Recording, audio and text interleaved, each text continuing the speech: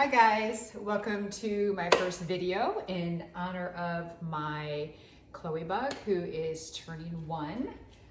Today's her birthday, so happy birthday, Chloe Bug. I'm super proud to be your Mimi. My name's Tammy, and I am coming from Mimi's Keto Kitchen. Our recipe today that we are making is chicken Parmesan. It's one of my favorites because even though I'm keto, I still love the idea of feeling like I'm getting bread and pasta. But we're gonna have a few tricks today to show you how you can actually make some substitutes. And you know what? They're even better than the good old pasta. So for the video's sake, I already have my pan warming. Because I had some bacon grease, I'm using that to cook my chicken in. Who doesn't love bacon grease, right? So you just render off your bacon so that there's no crumbs in it, and then you just keep it. Look at how smooth and it's just delicious. So that's what I'm cooking my chicken in. My chicken has already had, there's 2 chicken breasts in here. I have already chopped it up, and it has some salt and pepper on it for seasoning. In with that, I'm going to be using oregano, garlic, and onion salt. I did about 1 tablespoon oregano, a half a teaspoon of onion salt, and a half a teaspoon of garlic.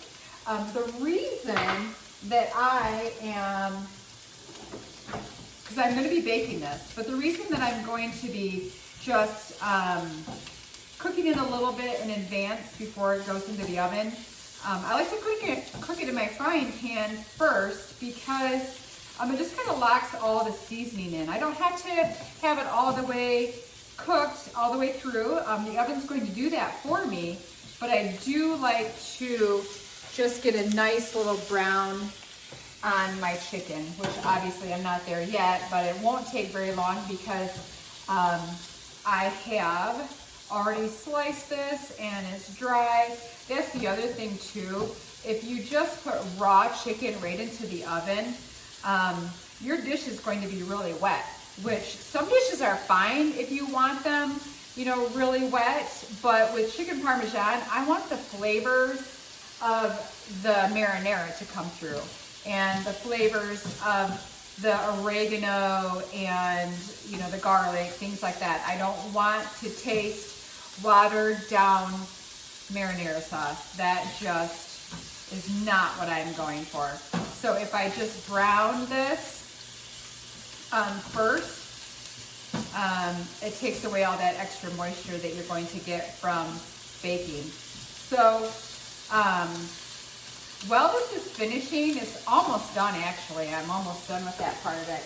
While this is finishing up though, I just want to show you, you really got to watch your ingredients. But one thing that I have found is Costco, they carry an avocado spray that is 100% pure.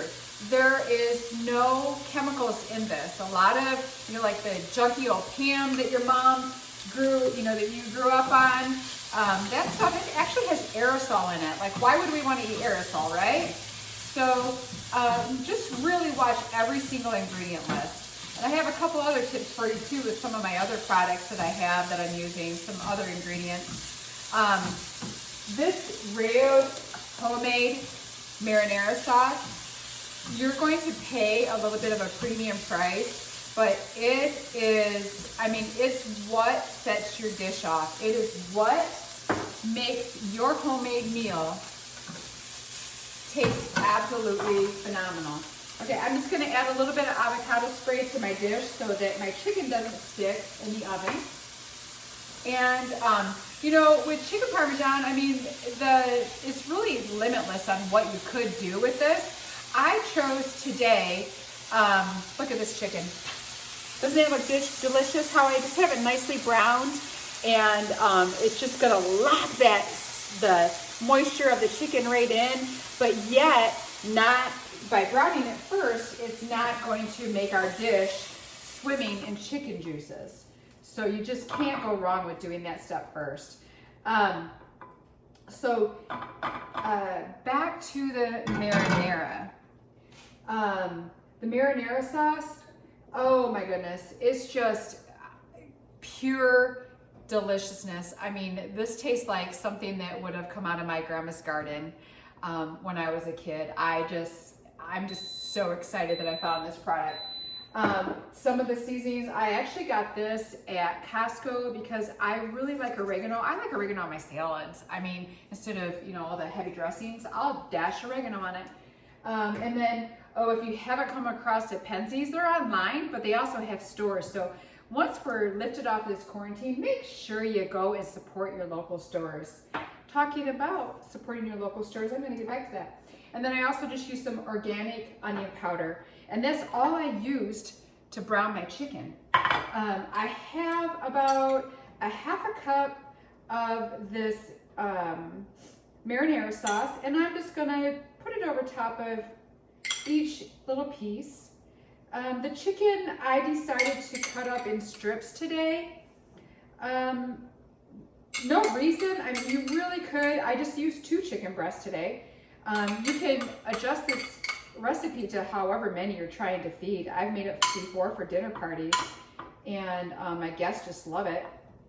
But you know, you can leave it in an entire chicken breast if that's how you want it. That's not a problem at all.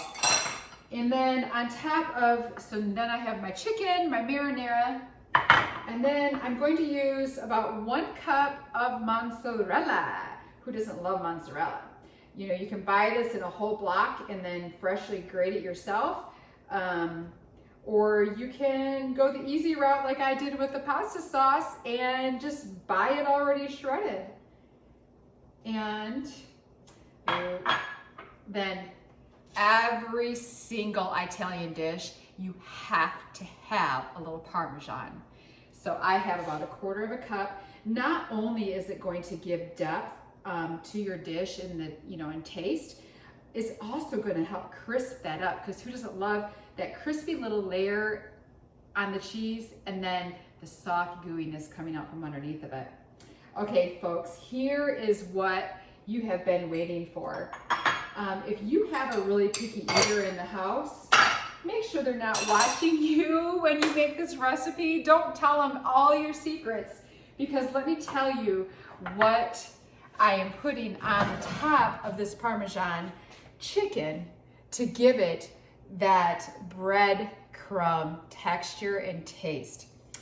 This, my friends, comes from a local Mexican store, and it's pork rinds.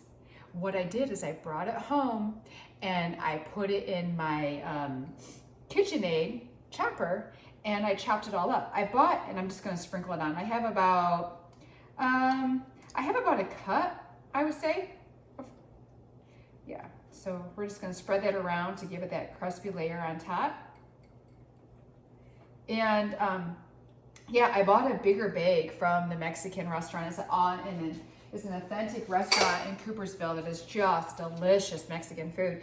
But I bought it from them, and I then came home and I ground it all up, and then I just put it in containers in my freezer so I could just pop out like a, you know, cup for this recipe, because it's not like I sit around and eat pork rinds. But yeah, don't tell your picky eaters, they'll never know, and they'll think that you are like amazing.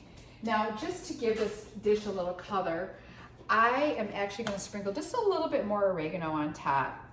You know, our eyes are a big portion of our stomach. Our eyes really care about what we're eating. Always have a towel close by. So I have the oven preheated to 375. I'm guessing it's going to take me probably 30 minutes to really get this bubbly. So in the meantime, I'm going to tell you, support your local businesses. They're hurting right now. This sweatshirt came from a local business here in Allendale, Michigan. And look at the cute little Michigan. Everybody knows Michigan. So yeah, it came from a little store called Pack and Mail.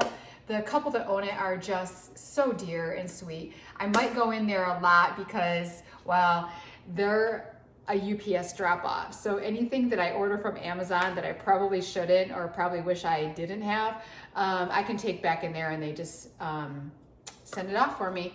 So yeah, I got this sweatshirt and it's so comfy, and yeah, support your local. So I'm gonna pop this in the oven. I'm gonna set my timer to 20 minutes just because I like to just double check where I'm at. And yeah, so I'm gonna pause the video, and then next time you see me, I'm gonna be pulling that out of the oven, and then I'm gonna tell you what my secret is for the pasta. Okay, stay tuned. Hi, welcome back. So the Parmesan is done cooking, and it took 30 minutes at 375. Look at that golden crust.